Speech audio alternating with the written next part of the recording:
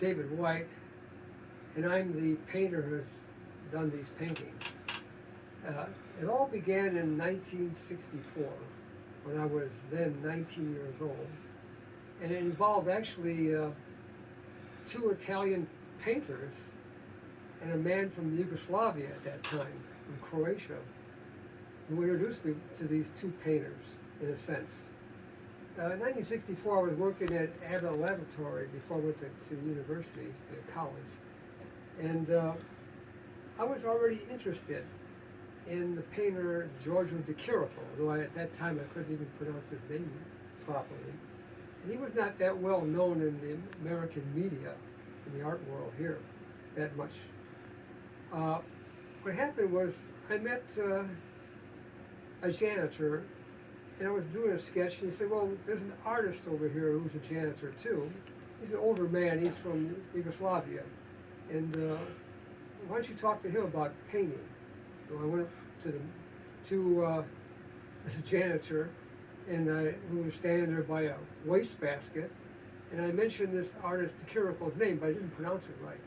So he picked out of a waste can a piece of paper and gave me a pencil, and I wrote down Giorgio de Chirico. And he said, oh, I know him. I know him. I said, you do? Yeah, he's a friend of mine. I said, really? And so this was in June 1964. Now the other Italian would be Giorgio Morandi. And it was only decades later that I learned that Morandi actually died in 1964, in June. So there's a synchronicity here with me, with de Chirico, and also with Morandi. Now what Morandi was doing in the University of Bologna was developing a very serene kind of cerebral still life with just bottles, old bottles on a table. And he did them in a kind of simplified, sometimes it built up with the color and shadowing to give them the kind of metaphysical quality, where de Chirico had more of a, you might say, theatrical staging. Morandi was more quiet, introverted.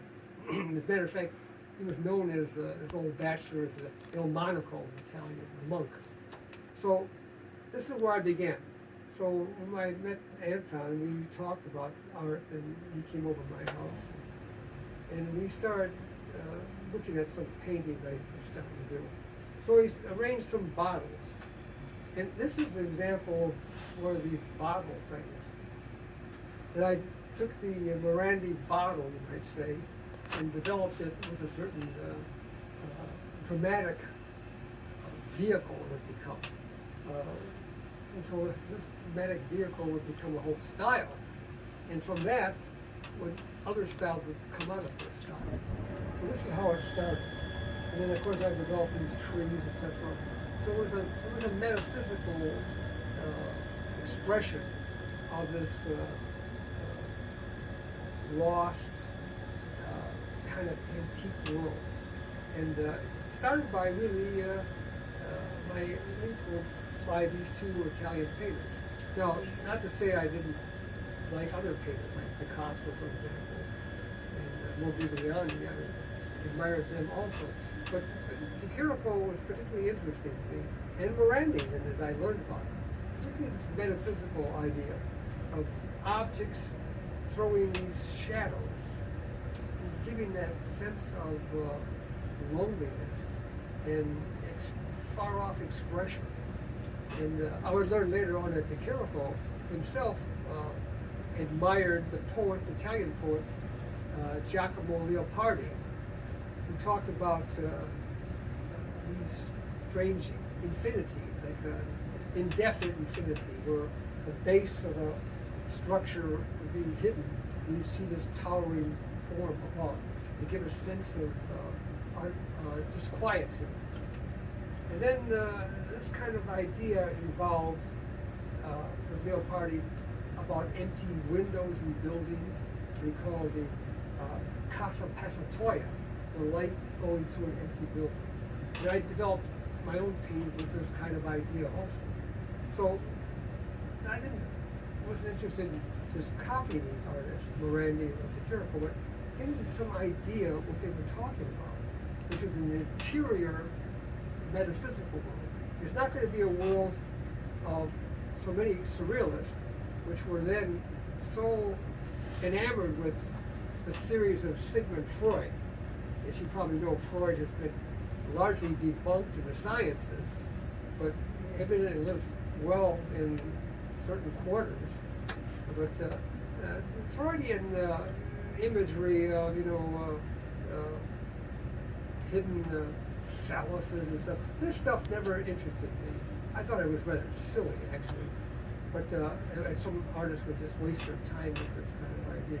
But it's explore these more profounder ideas, like Jung would mention, Carl Gustav Jung, the collective unconscious, the sonic, the deep hidden areas.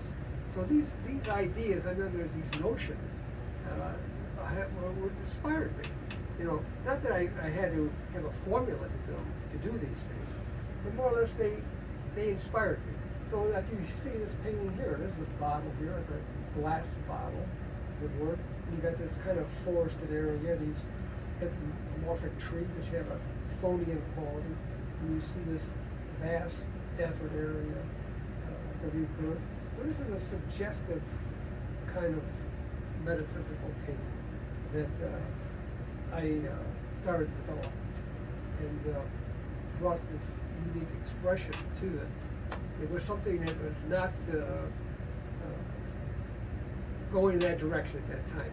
At that time, this is the 1964, you just saw abstract expressionism going there and pop art, and they were going in different directions. I was interested in figurative art very early.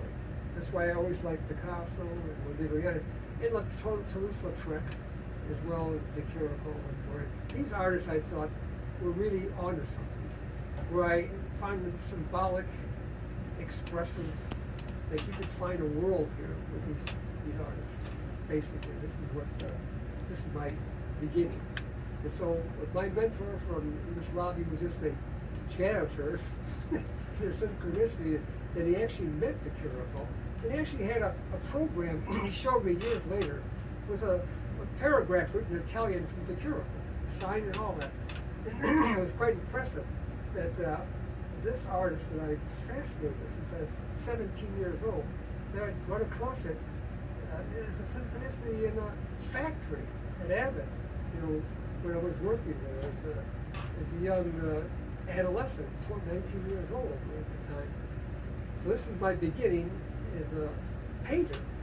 And he told me, Anton Mechanic, that was his name, almost in a kind of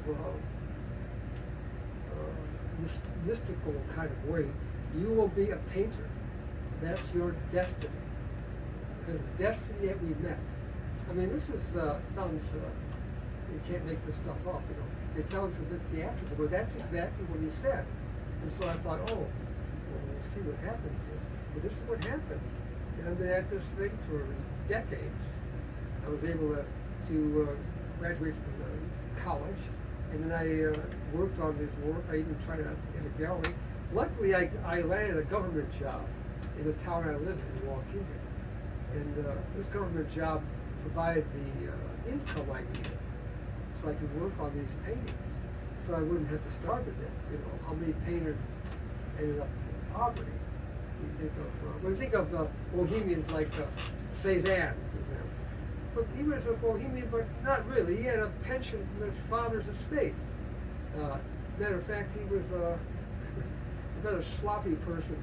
The great inventor of modernism was Manet, Edward Manet, who regarded as his disciple, Cézanne, as being unkempt, and he stunk. And Manet didn't like it. Told me to get cleaned up. You're not poor. Just clean yourself up. So Manet is my hero. He was a dandy. He was a flaneur. He's a father of modernism. He was on the boulevards of Paris. He was always well dressed. And this is the kind of mystic thing about art. We talk about these poor artists, like Van Gogh was really poor, and then Cézanne, but he wasn't very poor. And Gauguin was erratic. He was once a stockbroker, I think. But the point is that we get this bohemian idea. They're started in the streets, you know. But actually, the dandies, the flâneurs, were the ones that started it. Manet and Degas. These were the real modernists.